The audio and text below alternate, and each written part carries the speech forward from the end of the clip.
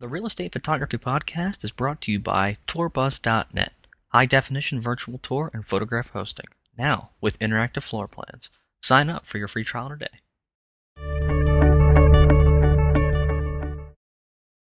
Hello and welcome to the Real Estate Photography Podcast for our first Q&A session with me, Mike, and Larry. Hi, Larry. Hi, Mike. Larry, tell us a little bit about yourself, because this is the first time you've been on the show, and kind of we're starting this new thing. So tell us about you. Sure. I'm the founder of the blog photographyforrealestate.net, and I'm about a 10-year realtor working with my wife and doing all of our real estate photography. And in the last few years, I got started doing the blog, helping people get started in real estate and helping realtors to shoot their own work. And the blog is beginning to kind of take over my life. Well, I'm sure I don't just speak for myself, but your blog it's huge. I mean, it's a huge inspiration for me in creating, the podcast. So just thank you. Oh, well, thank you. Yeah. All right. I really enjoy it. I really have a lot of fun talking to all the people all over the world on this subject, and really enjoy it. Excellent. I'll tell you what we're going to do. We're gonna take the first person's question, and we'll see where that goes. All right? Okay. All right. Hi, Michelle. Hi, how are you doing? Pretty good. You? Doing great, thanks. Hi, Michelle. Hi, Larry. This is Larry Lorman. Nice to meet you. Nice to meet both. you. So, Michelle, welcome to the first Q&A session about real estate photography. First off, just tell us a little about yourself and where you are and what it is you're doing. Oh, goodness, a little bit. Okay, my history is as a real estate appraiser. I have my certified real estate appraiser license, and I have been doing that for probably 7 or 8 years now. So I've been photographing properties for a while. I've been paid for my photographs in the past. However, I've just recently, within the last year and a half or so, gotten a DSLR and started really getting back into photography. I was on the news, and I'm sorry, not newsletter staff, the yearbook staff in high school. So I spent a lot of time in the darkroom processing film and my images in there, and just kind of let it go for a little bit while I was in college. And I have a couple of little kids running around, and getting a hold of the DSLR was the next step to capture those images. Well, great. Oh, thank you. Let's go ahead and why don't you ask us your question, and we'll see what we can do to help out. Okay, well, I don't have it written down in front of me right now, so I believe it had something to do with a workflow process regarding what to do first and when, as far as PT Lens, Photomatics, and I use Photoshop Elements 8. So, and I know that each photo is different, so it would call for a different workflow depending on the situation. But I was wondering if there's the typical workflow, or how you guys go about doing that. It's an excellent question, and in fact, Larry, you're probably going to hear Larry chuckle in a second, because we were just talking. Yeah, we were just talking about how this should work. Yeah, because it seems like we both do it a little bit differently. Well, Larry, why don't you go first? What's your workflow? Oh, sure. Okay. Well, what I was going to suggest, I think it's useful to kind of step back and kind of think of what are the general workflow steps. And to me, there's like, first is raw conversion. How do you get your raw? Of course, if you use raw, if you don't, that obviously goes away. How you manage the digital, what people refer to as digital asset management. Mm-hmm. And this could be if you have a low volume of work, I mean, it's just a matter of sorting things out in folders. But if you the more work you get, things like Lightroom, Aperture, and some other applications can help you manage that.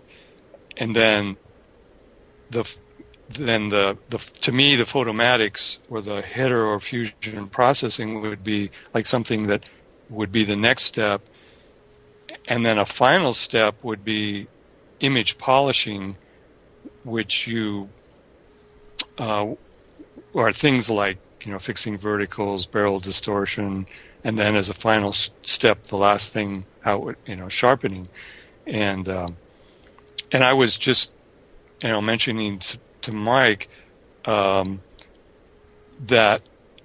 and we were discussing about the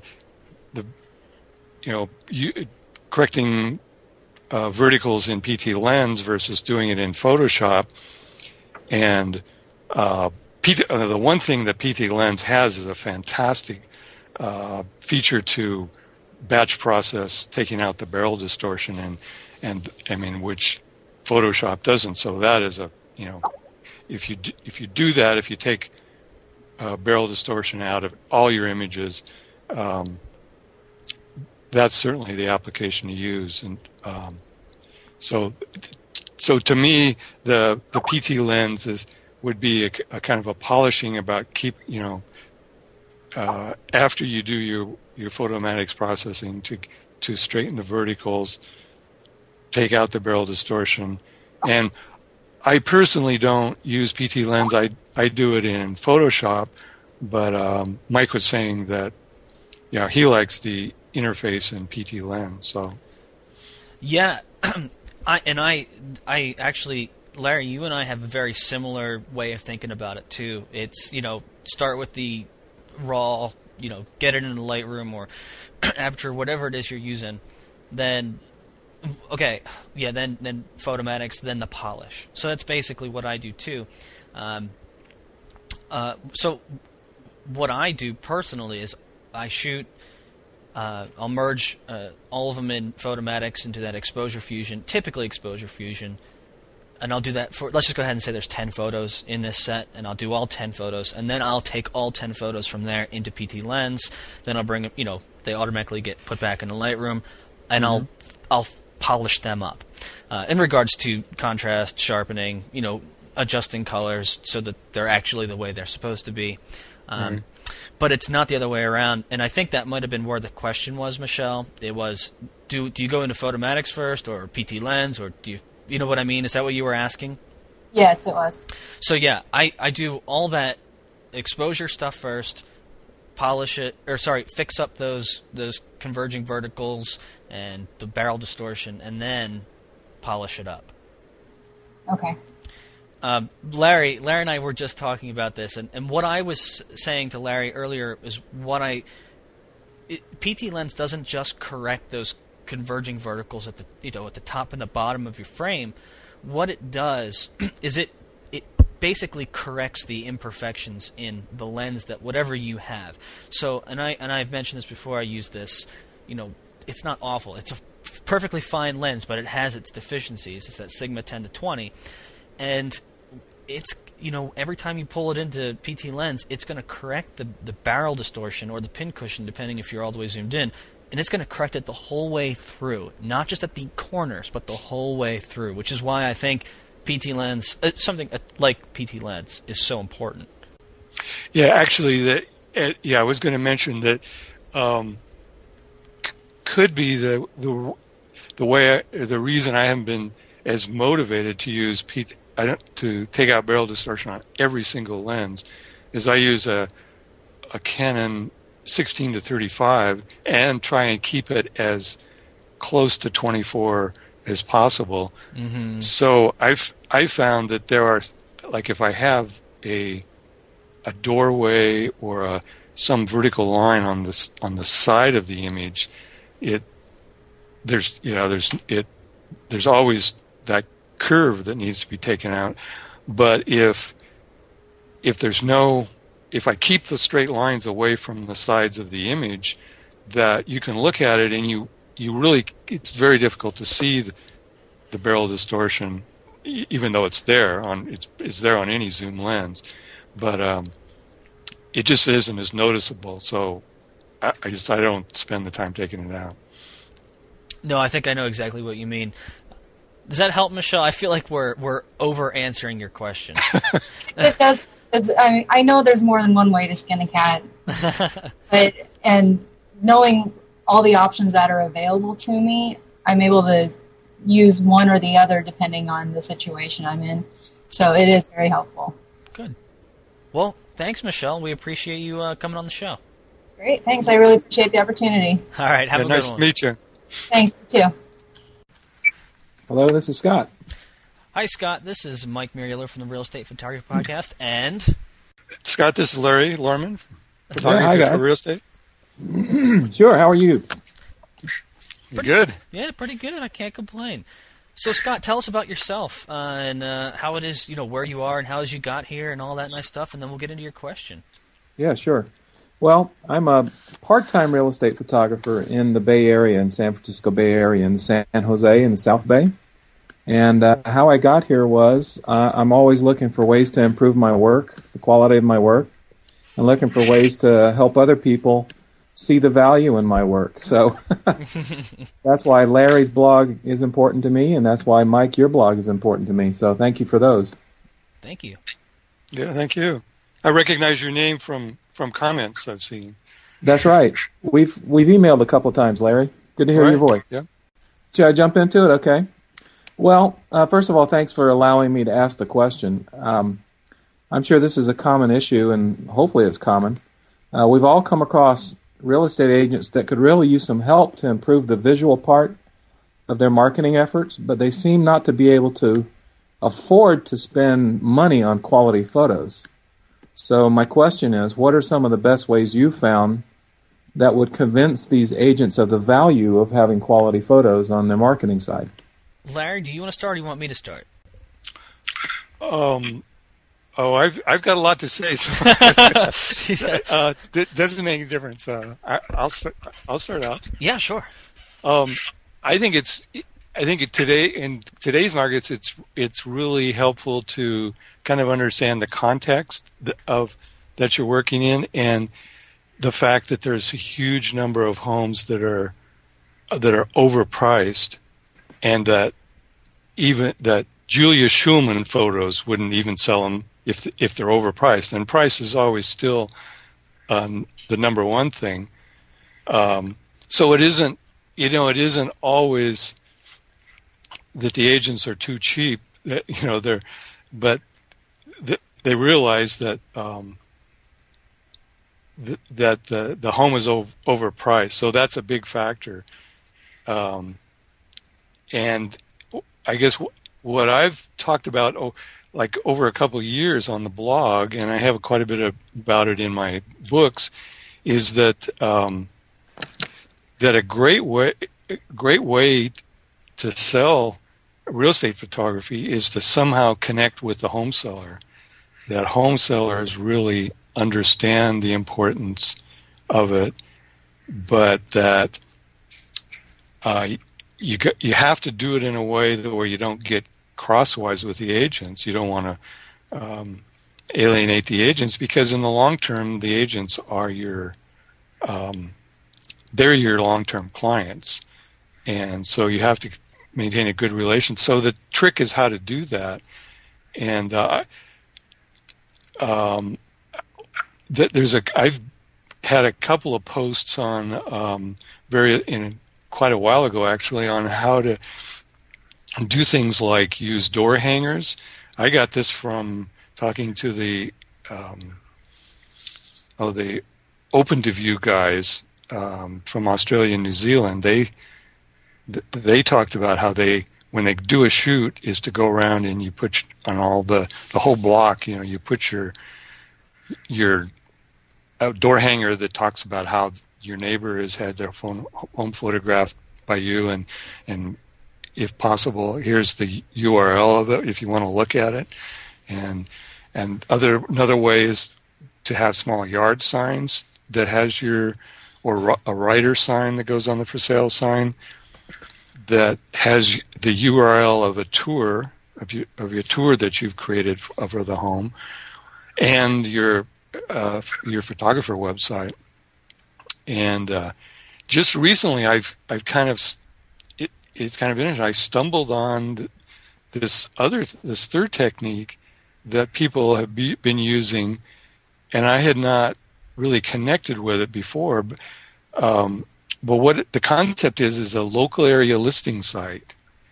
And the idea is that as a photographer, if you build a site that has, say, all of the homes that you photograph and have sold in the past and current ones, and even the way some guys do it is even they have not only the ones they've photographed, but the ones that are on the multiple listing service.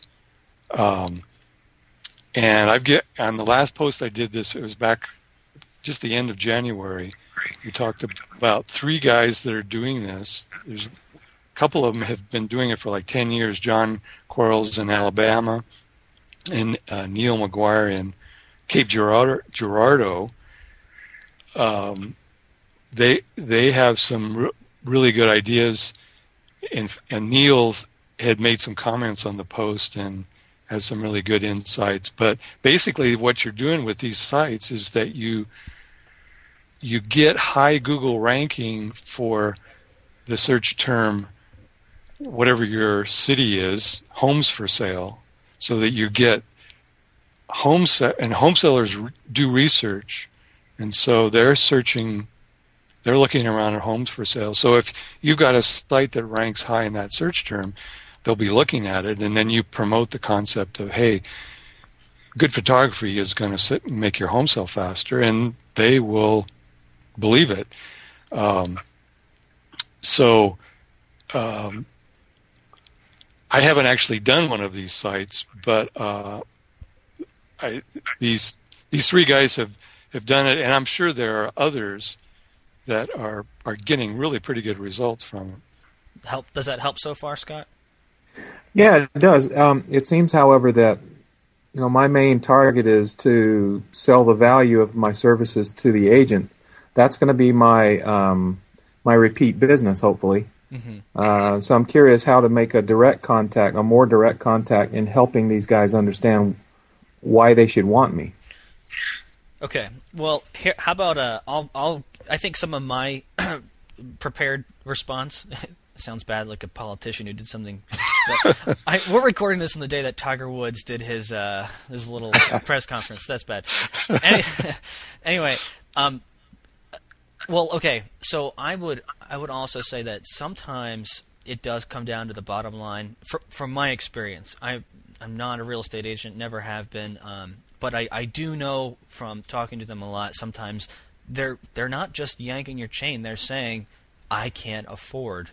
If they're going to make a profit on this sale, to hire. Other times, maybe they are being a little bit more frugal than they should be, and whatever. I'm not getting into judgmental. Don't read into it that way. But okay. First off, I apologize if you can hear my dog squeaking her toy. Try and ignore that. She's no, actually, I can't. Okay, good. I thought that was Larry. Yeah, I got 2 dogs here, and they woke up from their little nap. So anyway, I was going to say that I think a lot of it has to do if you do actually have an agent who can afford it, and basically trying to convince them. I think it does come down to salesmanship of some sort, and maybe this is kind of what you're looking for. That salesmanship is that presentation when you go in there and you say, this is how much I can do for you. 2 suggestions for salesmanship. I mean, there's 100 different ways to do this, and I've just got just 2 quick ones that I had jotted down.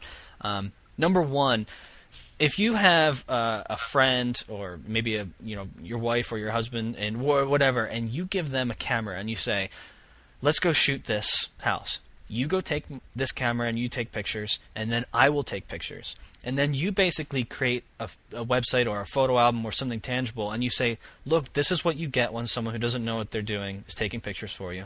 And then this is what you get when I take pictures for you. And hopefully they will see the night and day difference and see how much better, how much more value your photos bring to the picture. I think that's a good technique. Yeah, I like that. Another one was the one I did a blog post about, which was shooting on spec. And I didn't want to get into the debate about whether or not it's a good idea to shoot on spec. And there's there's a big schism in whether or not people feel like they should or should not.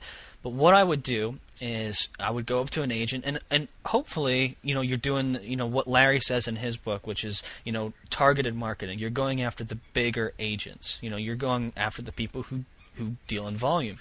And if you print out all their listings and you go up to them and you say, these are your photos right now, these are your listings, I will shoot one of these on spec for you. You don't have to pay me anything. And if you like them, you can buy them, and work out an arrangement from there. And if they're impressed with your work, they'll probably buy them. And then if you go from there on and they say, well, I still have, I have 6 other listings on the market right now, I will pay you to go photograph them as well. There's a really good way to kind of gently ease your way into gaining a client, which was no pressure for them. Yeah, that helps. I appreciate that. Yeah. And one last thing before anything else, I was just going to say, when we're dealing with, I remember your question had said cheap agents. You used the word cheap. So I thought, I've been down this. Your word, yeah. Fiscally conservative. Yeah, I was going to say that I've been down this path before, and I would advise to anyone else, don't do this. Utilize negotiation as a tactic, but don't cave because you want the work. Don't say, set a line in the sand for yourself that says, I'm not going to dip below this price point. Because if you start saying yes to everything that's below what price point really is, you are not going to be able to cover your costs and make a living. And then that's going to become expected of you. And all these other agents are going to say, but you did it for Bill at this amount of money, and whatever. And you don't want to pigeonhole yourself in that price point. It's much better to be based on quality rather than price, and you want people focused on that. Yeah, that's great. Very good. Great. Well, Larry, did you have anything else you wanted to say? Well, yeah, I'd like to just add to, what Mike said on. Yeah, I think it's a great idea to go in, and this is kind of the traditional thing: is you go into, ask a broker to come in and give a little presentation to agents at their sales meeting, and kind of, do it as an educational thing, and explain the kind of thing where I'm sure they'll pick up right away on the fact that when a homeowner is doing a search, and you've got all these, you get 20 or 30 thumbnails of a home, and you're going down there and you're going to pick 1 or 2 or whatever, how that little thumbnail looks is a big factor to whether they're going to go look at the thing more. So, and I think they'll understand that if you just take the time to give them some education. Very good. Thank you, guys. All right. Well, thanks, Scott. Sure. Take care. Have a great blog. Okay. So long. All right. Bye-bye. Hi, is this Jeff? Hey, Mike. How you doing? Pretty good. You? Oh, fantastic, man. And Larry's here. Hey, Larry. Hi, Jeff. This is Larry Lorman from Photography for Real Estate. Hey, thanks for calling, guys. All right, Jeff, tell us a little about yourself and how you got here, and then ask a question. Okay, sure. Well, I've been a professional photographer for 20 years and just moved to Austin and really didn't want to pursue the wedding avenue anymore. I shot a lot of furniture and interiors and worked with a lot of architectural shooters on the East Coast for several years. And let's see, I found the podcast via Photography for Real Estate, Larry's site. Mm-hmm. And thought it was really a great idea, and really happy that it's up, and hope to see it get rolling. Well, thanks. You had a question about pricing, right? Right. That's something I see on a lot of forums, and I think it's probably in the back of everyone's mind, on the forefront. And basically, what are you guys hearing? I mean, what have you figured as far as how people are starting to price things? Well, Jeff, this is gonna be the most complicated answer ever, and here's why. Larry and I have talked about this previously.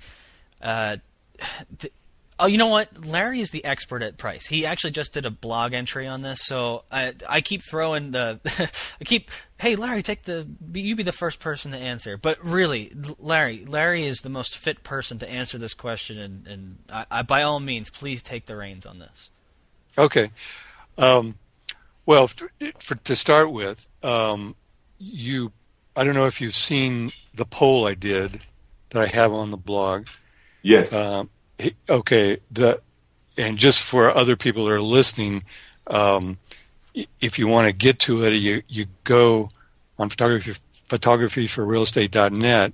You go up in the nav bar along the top, and there's a polls page, and then it lists a bunch of Poll Daddy polls that I've done in the past, and this particular one that I'm talking about is the third from the last, and it basically is a poll of how much do you charge in U.S. dollars. Hopefully everybody converted to U.S. dollars, because there's readers all over the world, for how much you charge for a 3,000 square foot shoot. And it's got a distribution there, and it's based, I just looked at it last night, and it's based on 727 voters. And but the thing I would the thing I would warn people about is that that there's a big variation in markets around the U.S. and the world. You really can't just take a number that's going to apply every place. There's a lot of factors that apply in different markets, and the kind of things like you have to have a handle on how much is it going to cost you to show up in the area where that is, how much your vehicle costs, your insurance and gas and all that kind of stuff. And then the other thing you want to factor, and in fact that kind of thing is different. I noticed in moving from Seattle down here to Salem, which is more like, down here in Salem it's like 150,000. It's a more rural area, that everybody charges less to show up than they do in Seattle, and that's obviously because the prices are more. You got to drive farther, and up in Seattle, all that kind of stuff. Then the other thing you want to always consider is approach it from an hourly rate, because there's the amount of time you're spending on it, and you've got to build into that hourly rate. If you're doing it full time, of course, you've got to build in all of your expenses so that you're going to be covering expenses. And the hourly rate kind of gives you a comparison for other things that, everybody's kind of familiar with hourly rates that you get in other jobs or other situations. That's a good way to kind of compare. And of course, the other thing is you have to know what the competition is doing, and the competition, of course, is going to be the kind of shooters that are going to be shooting at the level that you're going to be shooting, and then I think Mike brought up this in an earlier thing, that another really big factor, I think, is the effectiveness of your marketing. If you're putting a lot of energy into marketing and you're doing a good job, you're going to be able to charge more. And basically, you're selling yourself. You're selling your price. So, I think you got to be real careful to look at what's going on in your particular market, and to pick your price. Mike? So, Jeff, I'm probably going to continue on that, and I hope you weren't expecting $200. Yeah, I'm probably going to continue on that. It seems vague, and it seems like what we're saying is very broad, and we're not being specific and saying. Well, let me just say two things. The price that I live in Harrisonburg, Virginia. All right, so if you go about an hour south, Charlottesville, the price is going to be about 5 or 10% greater, for real estate photography down there. And if you go to Northern Virginia, which is a state in itself, up by D.C., it's going to be 25 to 30% greater, and all within this relatively short range, this distance, and it just has to do with what markets have evolved to what point, now at this current point in time. So far, still no answer. And the second thing I was going to say is, for me, I would say, hey, here's what I charge and here's why. I can't do that because what I have at the moment is I have a contract with an agency that guarantees me a certain number of listings per year, and it's an annual thing. So they're going to get charged, a little bit less than what they would be getting charged if they're paying per listing. So it's not apples to you're not comparing apples to apples when you look at something like that. And there are a number of people out there that do have those sorts of contracts. They're not everywhere. Don't get me wrong. They're not. Everyone has a contract. A lot of it is freelancing. So I can't give you personal experience and say this is what I get because it's not going to apply to what you would.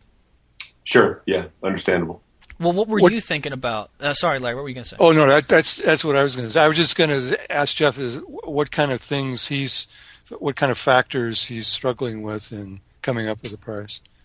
Well, I've had some pretty good luck, and luckily I have two friends that are agents and have been in the business a long time in this area. And sort of, I'm not shooting for them, but when I was starting with the real estate, kind of getting some ideas, they had been contacted previously by different photographers, and I threw out one price, and basically how I've been doing it is it's $300 flat fee for any homes that are 3,000 feet under, and then it goes up from there. And it really, again, I'm still pretty new to this, so I'm trying to find my footing. But the agents so far have all agreed that that's a fair price and are happy with it and the work. So that's fantastic. And I was going to say that's great that you have some contacts on the inside. Yeah, that's perfect. I would say I've said this. Have I said this before? I've said it before, maybe not here, but you're only as strong as your network, and I really think that's important. You could be the best photographer out there, but if you don't have that strong network and you don't have the ability to create that network, you may go unseen. Sure. Yeah, I guess the other. I think it's great that you've got a couple of friends or a few successes there, because one of your greatest assets, or the best way to get business, is referral from top agents. And in an office, there's a definite pecking order, and everybody knows who the top agents are, and they watch what they're doing. And if they're hiring Jeff to do their photography, then you're likely to get some other business. Absolutely. That's a great point. All right. Well, thanks, Jeff, and good luck. You'll have to keep us posted. All right. Fantastic. Well, thank you guys very much, and we'll see you online. All right. Thanks. Okay. So long. Bye. All right, Larry. We got a couple of other questions, but we weren't able to field them. One in particular was about HDR processing. Remember that one? Yes. Well, basically, what had happened was there was a photographer who was, very advanced, and he was asking really specific questions about, I think, color casts and other sorts of things. And I think what we decided to do was not take that question because it appealed to a certain demographic, and it's extremely complicated, via audio to describe those sorts of things with HDR. Sure. But I did want to let everyone know that if you tune in, the next interview on the podcast will be with Michael James, and you can go to his HDRI blog. It's High Dynamic Range Imaging blog, so hdriblog.com, and you can kind of see what he's doing. And I mentioned that question and then him because he's all about HDR, and he's going to be able to kind of shed some light in a full interview style, all about HDR as much as he can over the showing his pictures and talking about them. Yeah, that'll be a great subject. Right? Anxious to hear that. And Larry, where can people find you? And do you have anything else you wanted to throw out there? You can find me at photographyforrealestate.net. Everything is pretty much linked from there, and I've got a couple of books, ebooks that one to help photographers get started in the techniques part, and another one to get started in the business aspect. I separate them because realtors, they're not interested in the business, just want the techniques. So, yeah, come on over. Excellent stuff.